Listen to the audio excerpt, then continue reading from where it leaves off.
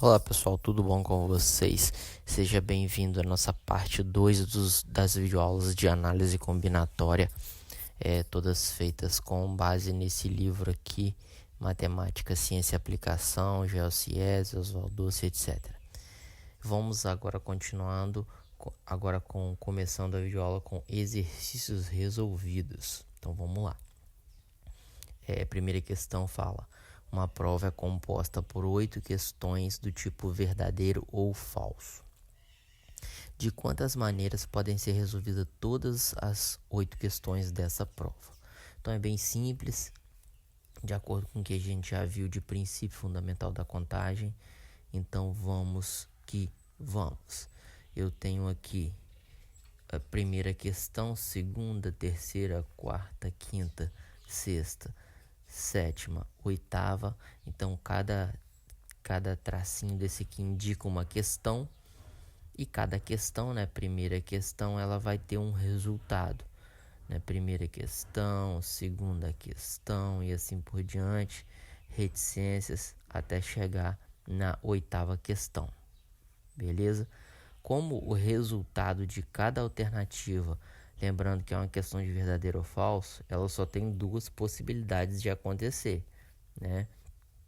Então, por isso, resultado 2 em cada questão, ou verdadeiro ou falso, assim como a outra e assim por diante até encerrar, beleza?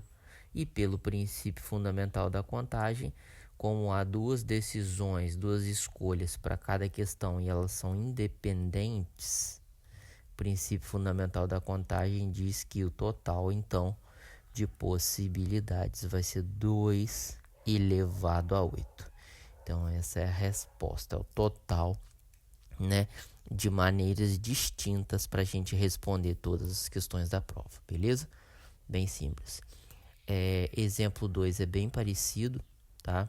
Ela fala o seguinte: a seleção brasileira de futebol irá disputar um torneio internacional com outras 5 seleções no sistema de todos jogam contra todos uma única vez. Todo mundo joga contra todo mundo. Quantas são as possíveis sequências de resultados? Vitória, derrota ou empate, né? Dessa equipe brasileira. Então, como é 5 jogos, como é 5 times, né? Ela mais 5. Então, ó, cada tracinho desse indica um jogo. Ou seja, esse aqui é o primeiro jogo, esse aqui é o segundo jogo e assim por diante. Terceiro, quarto jogo e quinto jogo.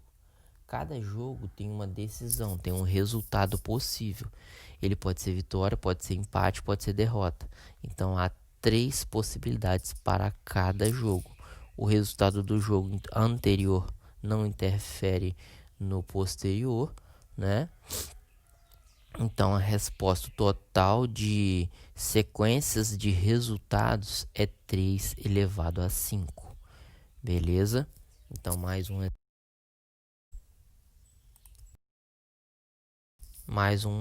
um exercício aí de princípio fundamental da contagem pra gente. Vamos aí, exercício 3. Então vamos lá. Esse aqui é um pouco mais complicado. Então, esse pense nisso é um box aqui do livro interessante para a gente raciocinar sobre alguns itens importantes referentes a este problema. Então vem comigo. Seguinte, exemplo 3, exemplo mais trabalhoso um pouco, né? Exercício resolvido 3. Então vem comigo. Eu tenho o seguinte: considere os algarismos 0, 1, 2, 3, 4, 5 e 6.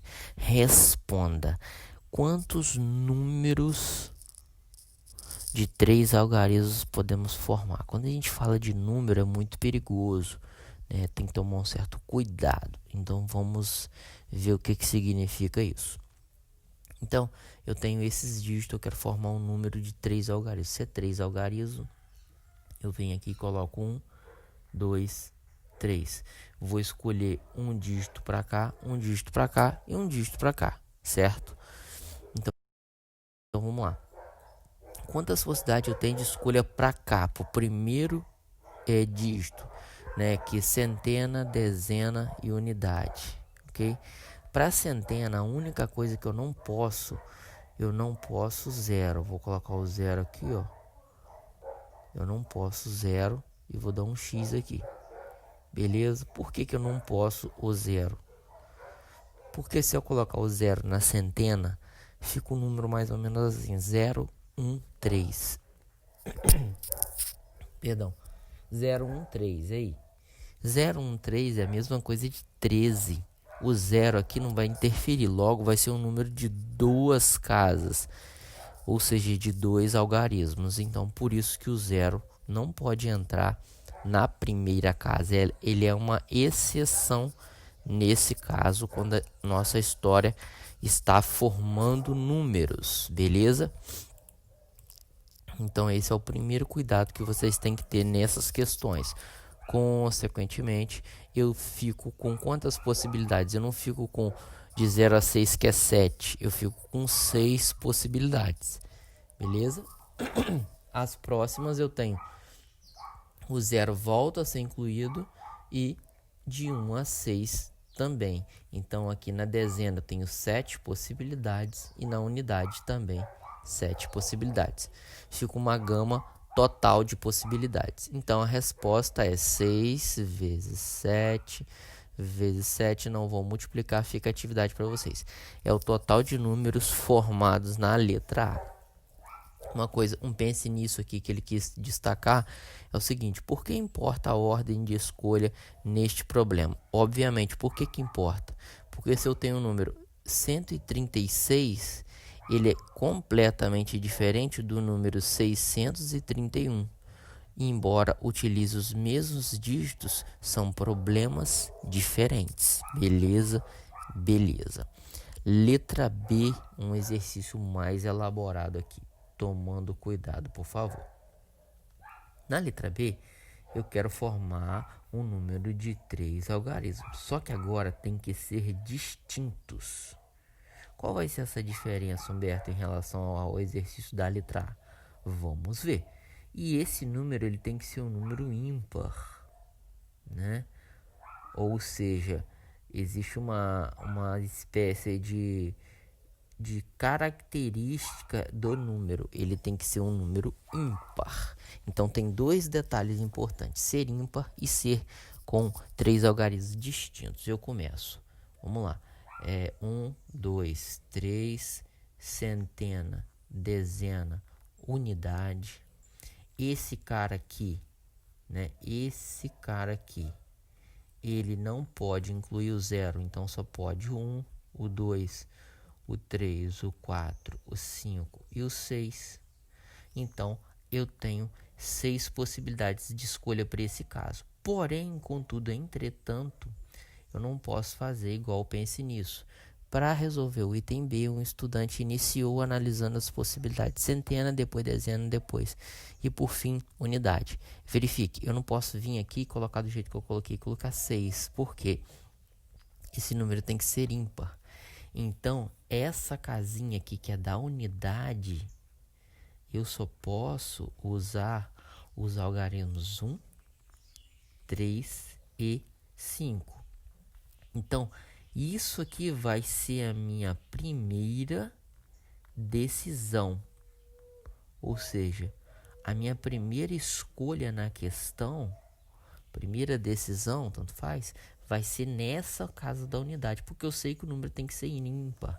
Então, eu não estou adiando dificuldades conforme a gente viu na definição. Se essa tarefa, se essa decisão ela é mais restrita, eu tenho que fazer ela primeiro, beleza?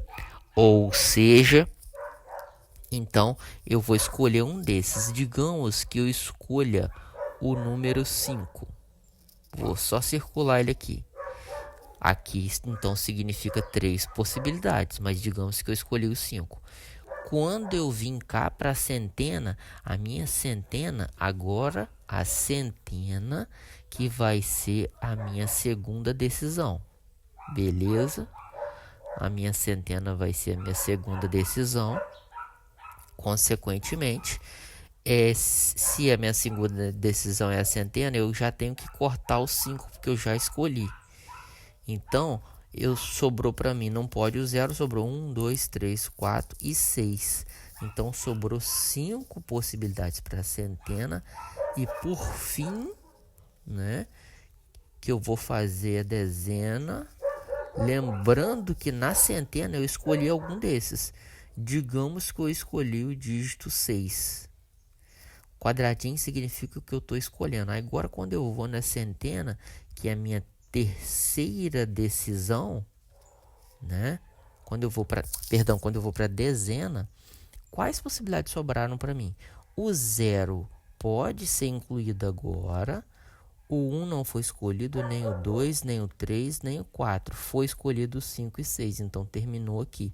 Eu tenho 1, 2, 3, 4, 5 possibilidades. Então, muito cuidado quando for algarismos distintos. Além disso, tem uma característica, que é no caso ímpar.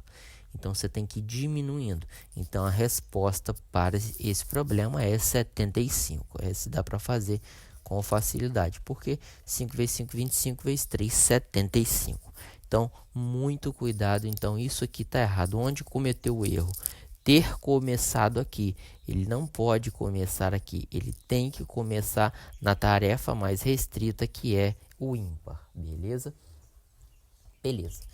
Então, agora a gente vai chegar numa definição rápida, que é o seguinte: nesses problemas de análise combinatória, de princípio fundamental da contagem, é comum você ver alguns produtos do tipo 26, 25, 24, 4, 3, 2, 1 e assim por diante. O que acontece? Muitas vezes essas multiplicações ficam longas e aí é preciso simplificar. Então, existe uma definição, essa definição chamada fatorial de um número, de n, né? Ela é feita para simplificar e ela é dada por n e um pontinho de exclamação. Isso é o fatorial. E ela diz o seguinte: se for zero, ou seja, tem que lembrar que 0 fatorial é 1. Se for 1 fatorial também é 1. Agora, se for maior ou igual a 2, o n fatorial é dado por n vezes n menos 1 vezes n menos 2. O que é n menos 1 em relação a n? É o seu antecessor. Aí o n menos 2 é o antecessor de n menos 1 e assim por diante, reticências, até chegar sempre no 1. Ou seja, veja o exemplo para você entender melhor. O que seria 4 fatorial? 4 fatorial é o símbolo que representa uma multiplicação. É um símbolo, né, que representa uma multiplicação, que é 4 vezes os naturais antecessores. Ó. Antecessor de 4 é 3, antecessor de 3 é 2, antecessor de 2 é 1. Logo, 4 fatorial é 24. Só multiplicar. Quanto que é 3 fatorial? Representa a mesma coisa que 3 vezes 2 vezes 1. Então, se algum problema chegar nesse ponto, você pode usar essa definição. Agora, vamos a 2 exemplos para a gente finalizar essa parte 2 das aulas de análise combinatória. Tá? O exemplo 5 é bem simples, ele mostra uma técnica, uma propriedade bem simples. Como que se desenvolve 10 fatorial sobre 7 fatorial? Ok? A gente sempre desenvolve o maior até chegar no menor. Como assim? Se eu tenho aqui 10 fatorial e embaixo eu tenho 7 fatorial, o maior é 10, então eu vou desenvolver 10, 9, 8, até chegar no 7. Por que eu paro no 7 e coloco fatorial? Porque eu tenho que parar no resultado igual da parte de baixo. Por quê? Quando eu paro aqui, ó, eu corto os dois 7 fatorial, fica 10 vezes 9 vezes 8. 9 vezes 8, 72 vezes 10, 720. Beleza? Sempre assim, desenvolvendo o maior para chegar no menor. O último exemplo é um pouco mais elaborado, ok? Que é o seguinte: eu tenho n mais 1 fatorial em cima, no numerador, n menos 1 fatorial na esquerda, embaixo, e eu tenho igual a 6. O maior, obviamente, esse aqui é o maior, é o n mais 1 fatorial. Então, a gente vai desenvolver ele, sempre desenvolvendo ele até chegar no de baixo. O n mais 1 eu multiplico pelo seu antecessor. O antecessor de n mais 1 é apenas n. E depois eu multiplico até chegar no de baixo, no n menos 1 fatorial. Ok? Aqui embaixo eu tenho n menos 1 fatorial. eu fiz o desenvolvimento pro de cima chegar igual no de baixo para quê? Para cortar o fatorial de tudo aqui. Isso tudo dá igual a 6. Aí é só resolver, né, gente? O que sobrou? N mais 1 vezes N. Então, sobrou N mais 1 vezes N. Isso tudo dá igual a 6. Isso vai dar uma equação de segundo grau.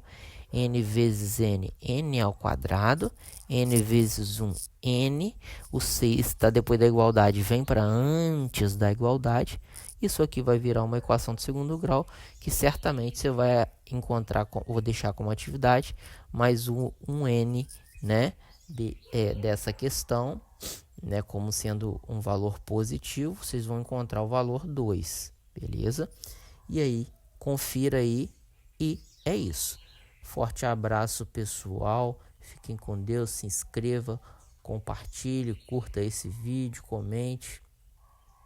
E forte abraço. Até a próxima. Até a parte 3.